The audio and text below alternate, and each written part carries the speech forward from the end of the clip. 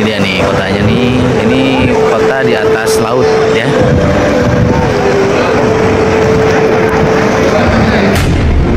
Itu bangunan di belakang bekas tepatnya di Kolosium ya, tempat zaman Belanda ya, Islam atau sini peradabannya antara hewan terus dilanjutkan manusia dengan manusia.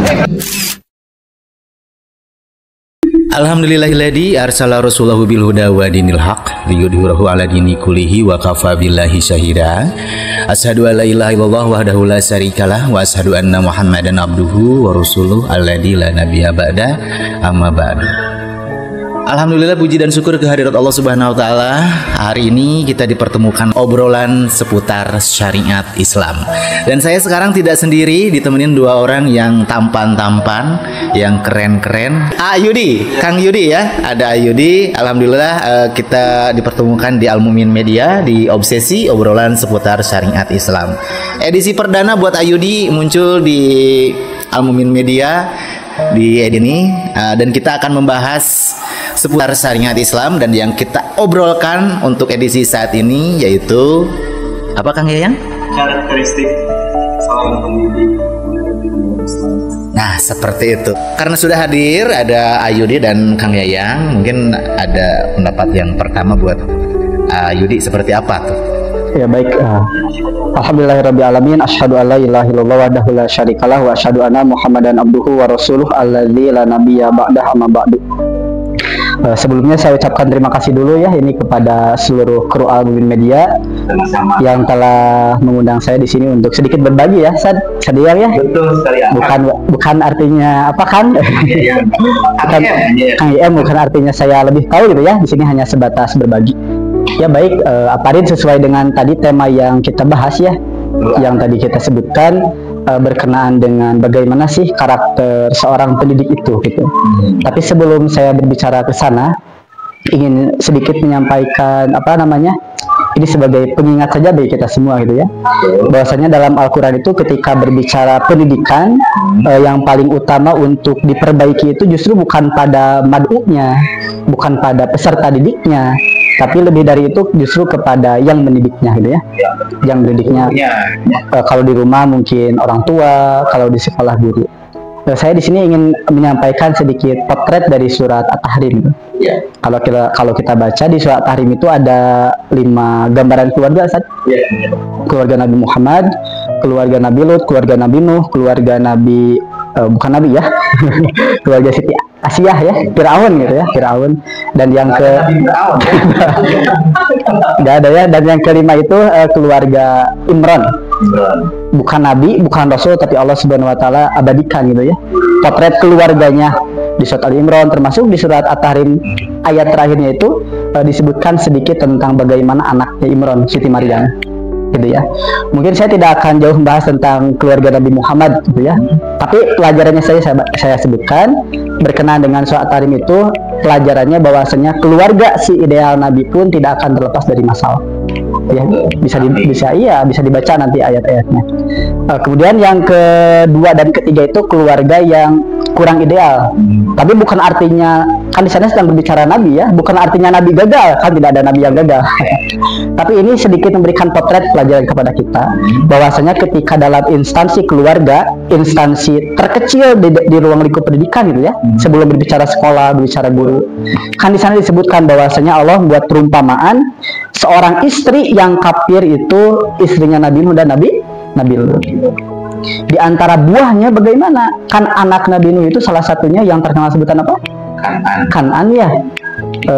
Mengikuti gitu ya salah satu sifat dari ibunya, tidak mau taat kepada Allah Subhanahu Wa Taala. Karena ibunya juga tidak taat. Iya, karena ibunya tidak taat. Jadi pasti ada pengaruhnya.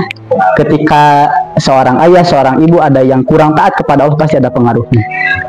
Kemudian keluarga Siti siapa? Siti Asiyah ya, keluarga istrinya Firaun gitu. Ketika seorang ibu yang luar biasa walaupun seorang ayah, ya, ini berarti pelajarannya bahwasanya yang menjadi inti dalam pendidikan itu ibu, walaupun tanggung jawab terbesar ada di seorang ayah. Itu lihat Nabi Musa menjadi seorang nabi ya, menjadi anak yang sangat terdidik, di bawah didikan Siti siapa? Siti Asia ya. Saya suka kebalik sama Siti Aisyah. Siti Aisyah itu istri saya. Aisyah. Ya, biasa Aisyah ya. Itu pelajarannya gitu ya. Jadi ketika salah satu bagian dari keluarga ada yang kurang taat, pasti akan memberikan dampak kepada anaknya. Nah, yang kelima ini yang luar biasa, Allah Subhanahu wa taala membicarakan tentang produk pendidikan terbaik dari keluarga terbaik. Padahal keluarga itu bukan nabi, bukan rasul, keluarga siapa? Ali Imran, keluarga Imran. Ketika seorang, kan Ali Imran itu Imam Masjidil Aqsa, Imam Masjidil Aqsa, bersahabat dengan Nabi Zakaria, kan ya? Bersahabat dengan Nabi Zakaria. Ketika dua pilar keluarga, seorang istri dan seorang ayah yang sama-sama tumbuh dalam ketaatan, membuahkan karya yang luar biasa. Siapa karyanya? Siti Maria. Bahkan bukan hanya kepada anaknya, kepada cucunya. Siapa cucunya? Siapa? Nabi Isa alaihi salam. Iya. Jadi intinya saya mengambil pelajaran bahwasanya keluarga yang sama-sama dibalut dalam ketaatan itu akan melahirkan keberkahan kepada keturunan-keturunannya. Ini sesuai dengan istinbat dari Imam Ibnu Katsir. Bisa dilihat di tafsir surat At-Tur ya, ketika Allah Subhanahu wa taala berbicara keluarga yang bersama-sama ke surga. Kan di sana menjelaskan tentang ketika anak keturunan mengikuti orang tuanya dalam keimanan, maka semuanya akan dibawa ke surga, kan ya. A'udzubillahi minasyaitonirrajim. Walladzina amanu wattaba'athum dzurriyyatuhum biiman alhaqna bihim dzurriyyatahum. Imam Ibnu Katsir di bawahnya beristinbat seperti itu. Keberkahan, kesolehan orang tua itu akan melahirkan kebaikan kepada anak-anaknya. Contohnya seperti keluarga Imran, keluarga. Penting ya, jadi contoh keluarga Imran. Jadi dalam sebuah keluarga itu baik suami ataupun seorang istri ini penting harus tumbuh sama-sama dalam ketaatan. Ketika salah satunya tidak taat, gitu kan, akan berdampak. Ya. Dampaknya seperti tadi, yang disebutkan oleh Jadi Nabi Musa juga kan ketaatannya itu mungkin mengikuti ibunya, bukan mengikuti bapaknya. Ya, itu kalau dilihat dari sudut pandang parentingnya, walaupun tidak terlepas dari takdir Allah Subhanahu wa taala, ya sudah disiapkan kan calon nabi. Meskipun ayah angkatnya seorang yang sangat durhaka gitu kan, mengaku sebagai Tuhan, tapi anaknya tidak mengaku sebagai Tuhan, ya kan? Ya gitu, luar biasa. Terus tadi ada sebutan Imron, itu Imron apa ya? Kepanjangan namanya apa Imron saja? Saya belum menemukan itu ya literasi yang menyebutkan tentang namanya. Tapi kalau lihat orang Arab kan biasanya namanya cuma satu kata ya, Imron. Gitu. Ali Muhammad. Kalau dari Sunda, kakak ipar saya namanya Imron Rosadi. Iya. Berarti mungkin ngambil dari situ ya, sejarah Imron itu luar biasa, makanya banyak yang ngasih nama ke anak nama Imron gitu kan. Jadi banyak sebenarnya pelajaran dari kisah keluarga Imron ya. Bahkan ketika hamil istrinya itu kan langsung menitipkan anaknya kepada Allah. Bahasa Arabnya itu dalam Al-Quran, inni nazartu laka ma fi batni muharraran. Ya Allah, sungguhnya aku benar-benar bernazar kepadamu, apa yang ada dalam kandunganku itu akan menjadi muharrar. Muharrar itu kalau dilihat di literasi tafsir disebutkan takhusus di ibadah diantaranya. Jadi seorang yang sungguh-sungguh mengabdikan dirinya kepada Allah Subhanahu wa taala. Karena istrinya Imran itu bercita-cita anaknya itu untuk mengabdi di Baitul Maqdis. Kan Imrannya meninggal dunia ketika anaknya dalam kandungan. Ketika Maryam dalam kandungan, walaupun nanti dilahirkan seorang perempuan kan ya, gitu. Makanya namanya Maryam. Sebagian ada yang mengatakan Maryam itu kan bahasa Semit itu hampir sama dengan bahasa Arab. Maryam itu pahit kan ya, di antara artinya pahit. Kenapa? Karena mungkin istrinya merasa pahit ketika menghadapi anaknya itu perempuan, padahal yang diinginkannya seorang laki untuk melanjutkan perjuangan ayahnya. Itu menurut sebagian para ulama saja seperti itu. Banyak kalau kita baca ya di surat Ali Imran pun banyak tentang keluarga Imran yang luar biasa. Tapi intinya tadi kembali lagi, ketika berbicara pendidikan itu yang pertama harus dikoreksi, yang pertama harus diperbaiki itu justru bukan anaknya dulu, bukan anak didiknya dulu kalau di sekolah, tapi gurunya, termasuk orang tua. Seperti itu. Itu ada kaitannya ya? Iya, ada kaitannya. Jadi bagaimana mungkin kita menghasilkan seorang peserta didik yang baik gitu. Kalau misalkan pendidiknya juga belum baik kan. Ya seperti itu. Kalau pendidiknya belum baik ya pasti mengikuti pendidik mungkin ya. Betul nggak?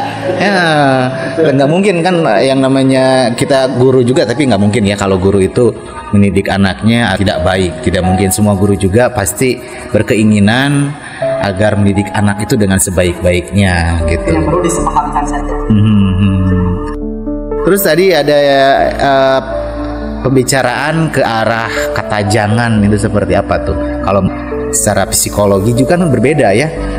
Jangan bilang jangan ke anak gitu kan. Nggak boleh ada kata jangan ke anak. Nah itu seperti apa itu menurut? Kalau saya sih sederhana, ketika seseorang punya pendapat gitu ya berkaitan dengan pendidikan itu, jangan katakan jangan pada anak. Yang menjadi pertanyaan saya, apa landasannya gitu ya? Karena Al-Quran sendiri ketika berbicara tentang pendidikan banyak kata jangannya. Luqman kepada anaknya, la tusyrik billah gitu. Bahkan anaknya itu masih kecil. Ya bunaya, kan bunaya itu isim tasghir yang artinya wahai anakku tersayang ya, tercinta. Kalau dilihat dari usia berarti masih kecil gitu. Tapi sudah dikatakan jangan gitu. Seperti itu. Kalau saya secara pribadi memang bisa sisi kita tidak boleh mengatakan jangan. Tapi di sisi lain yang tadi disebutkan oleh Ayudi boleh, tidak boleh mengatakan jangan. Contoh ketika anak ingin belajar main bola atau ingin belajar berjalan, jangan. Nah kalau misalkan jangan kan berarti anak nanti sampai besar tidak bisa berjalan. Begitu. Mungkin di sisi itu kalau ya berarti kita ambil jalan tengahnya saja. Dikatakan jangan itu ketika kalimat jangannya membatasi potensi anak. Tapi kalau salah masa mau di kan ini penempatan kalimat saja. Seolah-olah istilahnya gini, kalau kata jangan itu belum apa-apa udah jangan hujan-hujanan, nanti sakit gitu kan.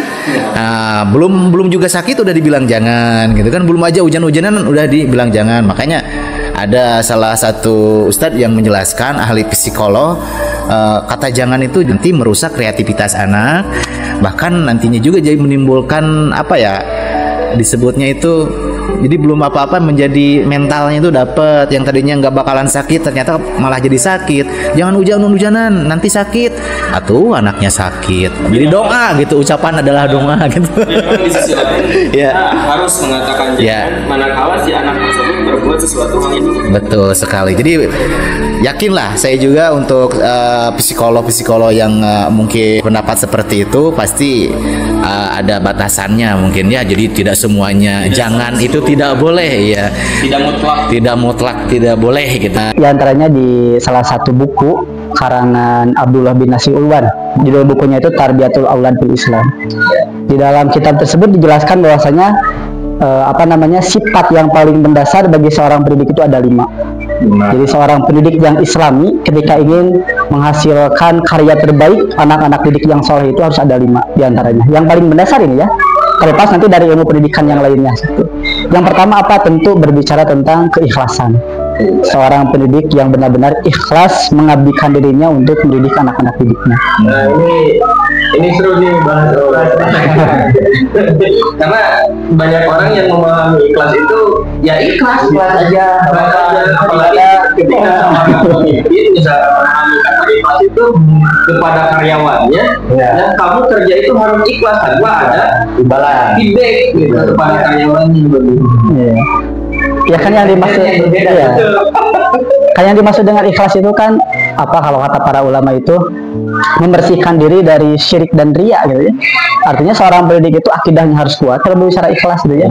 Dan yang kedua, ketika dia berinteraksi dengan sesama manusia dalam melaksanakan aktivitas pendidikannya bukan ingin mengharapkan penilaian dari manusia, kan seperti itu. Jadi semata-mata apa yang dia lakukan berkenaan dengan pendidikan itu, ketika mengajar, ketika menasihati anak didiknya, ketika memberikan hukuman, bahkan semata-mata niatnya karena Allah.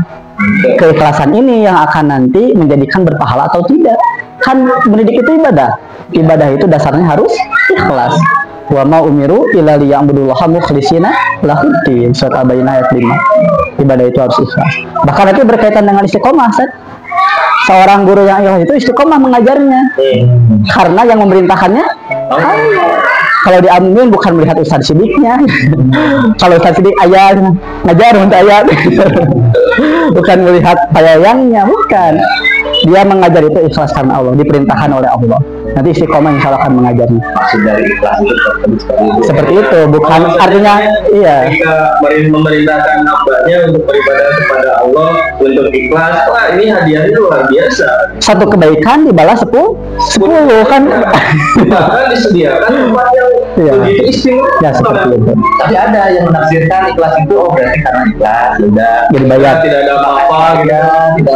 Tidak usah ada apa-apa. Tidak usah mengharapkan. Padahal Allah Ta'ala memberikan apa-apa. Iya. Ya, mungkin itu kalau misalkan pemahamannya seperti itu, seorang pemimpin seperti itu berarti tidak ikhlas juga memberikan feedback pada karyawannya. Ya, kan ikhlas itu masalah niat, bukan masalah ada feedback atau tidak gitu sebenarnya. Bahkan kalau berbicara feedback, ada di hadis riwayat Imam Al-Bukhari. Nabi menyampaikan inna akhadtum ma lahin ajron kitabullah. Sesungguhnya yang paling berhak mendapatkan feedback gitu ya, kalau bahasa siapa yang mengajarkan agama, yang mengajarkan kitabullah, karena kebaikannya, kemaslahatannya dunia akhirat. Saya dulu Pak Farid waktu SMK, saya simpurin kan SMK. Bikin naon minatnya waktu kursus sekali kursus teh iya sekolah menengah kerusuhan. Bahkan dulu saya itu waktu kursus ingin pintar matematika berani membayar satu pertemuan itu bahkan sampai 50 sampai 100 ribu. Ratusan ribu Pak. Ya walaupun saya dibayarnya sama kakak saya. Tapi kan itu sederhana. Kita ingin mendapatkan ilmu dunia berani membayar apalagi ilmu akhirat. Kebaikannya dunia. Sebaliknya. Iya. Jadi kalau misalkan misalkan kita punya anak suruh ngaji, kita kadang-kadang sebagai seorang orang tua tidak sadar untuk memberikan sesuatu kepada yang mengajar. Bahkan pengorbanan seorang guru agama itu lebih besar kan. Yang pertama pengorbanan finansial. Ya, kata para ulama mantolabal hadis aflas. Orang yang belajar ilmu hadis itu pasti bangkrut. Bangkrut karena apa? Yang pertama waktu untuk bekerja. Karena menelaah hadis itu tidak 1 jam 2 jam, dia sampai bergadang. Yang kedua untuk memberi maroji. Kitab itu berapa? Coba. Satu kitab kan? Iya. Bisa sampai jutaan gitu ya. Seperti itu. Itu contoh sederhana gitu ya. Jadi yang namanya seorang asatidz, seorang pendidik, seorang guru itu pengorbanannya sesuai waktu, finansial juga dikorbankan. Ketika ingin mengajar kepada anak didiknya, kan saya mengajar hadis kan. Ya hadis teh ditinggal heula kan nya riwayat Nabi Sidoy bisa naon gitu nya. Kan kudu dipaluruh heula, harus diperiksa dulu. Ya harus diperiksa dulu. Kita kan perlu waktu yang luar biasa.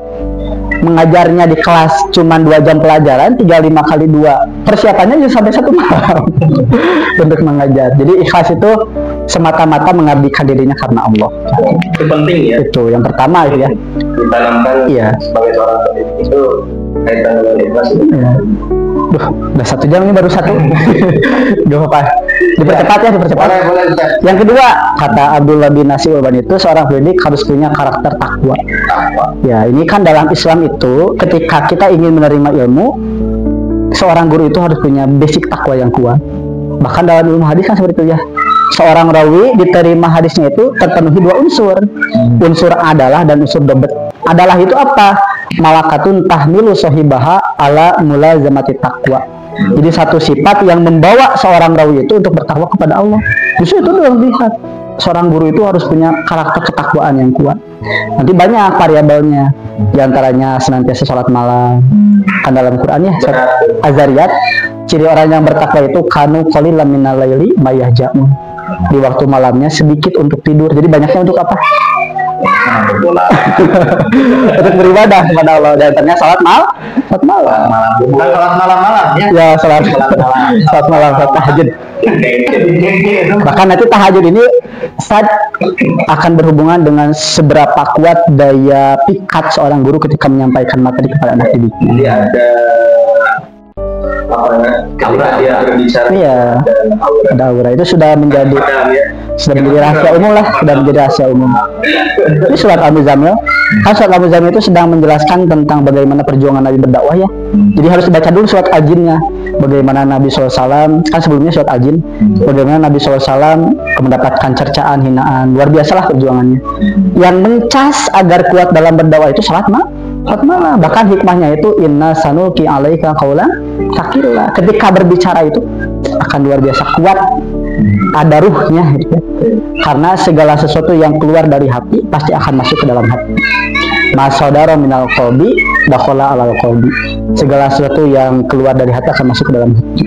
Jadi kalau misalkan seorang pendidik melaksanakan sholat malam, sosialnya akan jauh lebih bagus, lebih baik, bicaranya pun akan lebih jauh lebih terlibat. Terus yang kedua, feedback untuk dirinya dari Allah itu akan ditinggikan derajat. Maqamah mahmudah. Dari fisik tuh yang kelihatan nggak? Oh, ada cahaya. Kadang-kadang kayak gitu ya. Kalau orang berpikirnya kayak gitu, kalau orang yang suka sholat malam itu katanya jidatnya hitam, dan tiap hari sholat. Saya ingin menyampaikan ini, tapi kan ini tidak bisa digeneralisir ya, tidak bisa secara fisik. Ya, sederhananya orang yang bertakwa itu menyedikitkan tidur, menyedikitkan makan. Hikmahnya bisa dilihat di surah. Ini maaf ya, lihat ayat saum. Ayat saum itu kan ayat saum itu bomnya la'alakum tattaqun. Ya, benar tidak? Betul. Takwa itu dengan menyedikitkan makan. Kata Imam Syafi'i bahwasanya aslul ibadah itu taklilul ta'am. Alhamdulillah saya belum makan.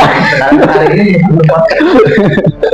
Maksud sih jangan dibawa. Tapi ini bukan artinya saya kecil itu karena tapi mudah-mudahan jadi doa. Boleh makan ya. Ya, mudah-mudahan jadi doa. Mudah-mudahan jadi doa. Ya, tidak boleh makan tapi menyedikitkan. Iya. Berhenti sebelum kenyang.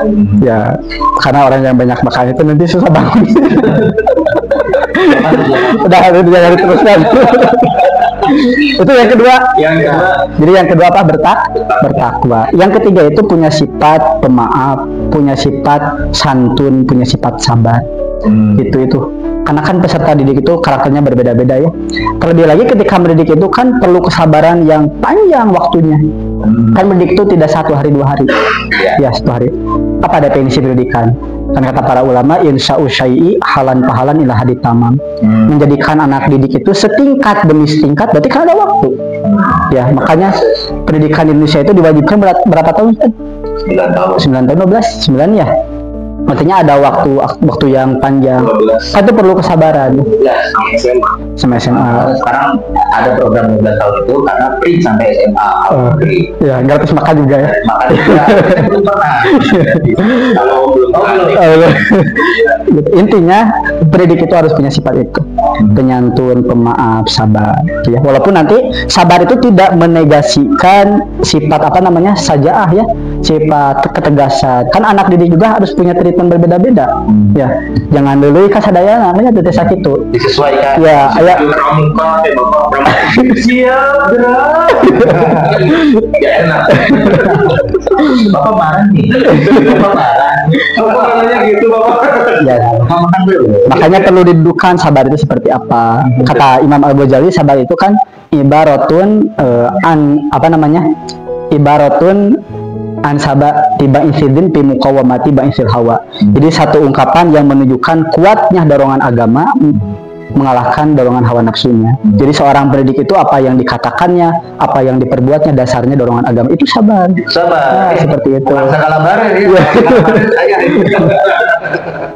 Ya, harus sabar ya, harus sabar, pemaaf gitu ya. Itu yang ketiga. Yang berapa sekarang San? Yang keempat. Dua lagi ya. Percepat. Boleh. Percepat ya. Diperlambat juga nggak apa-apa.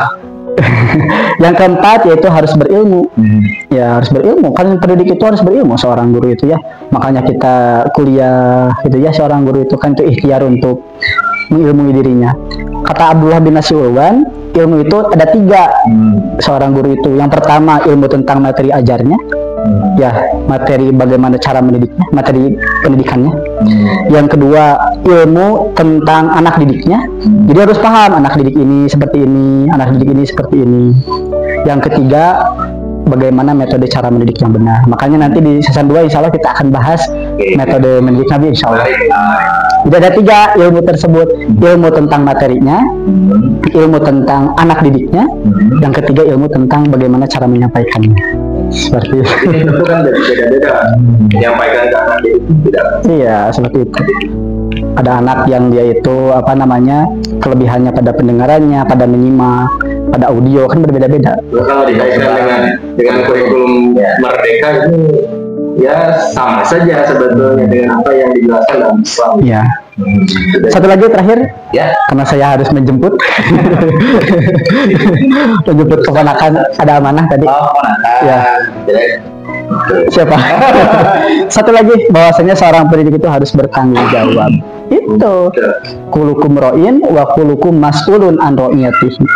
Setiap yang diamanahi itu akan dimintai pertanggungjawaban terhadap apa yang diamanahkannya. Itu kan anak didik itu amanah, bertanggung Bukan jawab. hanya seorang pendidik saja harus memiliki tanggung jawab. Di bagian yang lain itu sama saja. Sama semuanya. Semuanya. Kan kita satu kesatuan, Betul. satu kesatuan yang utuh. Karena segala sesuatu yang kita lakukan tentu harus kita tanggung jawab. Pendidiknya, pihak manajemennya, pihak orang tuanya, termasuk anaknya juga harus bertanggung jawab bahwa dia ke sekolah itu membawa amanah dari orang tua. Semua memiliki tanggung jawab yang sama. Nah, kita laksanakan tanggung jawab kita masing-masing, terlebih seorang guru. Jangan sampai berkhianat terhadap amanah untuk mendidik anak didik. Seperti itu Sad, itu yang saya baca di kitab itu Tarbiyatul Aulad fil Islam karya Abdullah bin Nasim Ulwan. Nah, ini penting sekali. Kang Farid, apa yang tadi dijelaskan oleh Ayudi. Ustaz Ayudi. kaitan dengan karakteristik seorang pendidik itu harus seperti apa. Tadi sudah dijelaskan bahwa dari karakteristik seorang pendidik yang pertama tadi harus memiliki keikhlasan. Keikhlasan. Ketika mendidik itu harus ikhlas. Yang kedua takwa, memiliki ketakwaan. Yang ketiga apa tadi? Penyantun, pemaaf, sabar. Itu penyantun, rasa penyantun, sopan santun, sabar itu harus dimiliki oleh seorang pendidik. Yang keempat Berilmu. Tentu seorang pendidik kan harus memiliki ilmu. Makanya harus memiliki ilmu. Mau menyampaikan apa nanti ke peserta pendidik? Iya. Mendidik apa? Jangan. Terakhir tadi apa tadi bertanggung jawab. Ya, ini Harus memiliki tanggung jawab. mumpung saya ingat Sad, sedikit ya, jangan sampai seorang guru itu seperti teko. Nah, itu apa? Hanya mengeluarkan tapi lupa mengisi.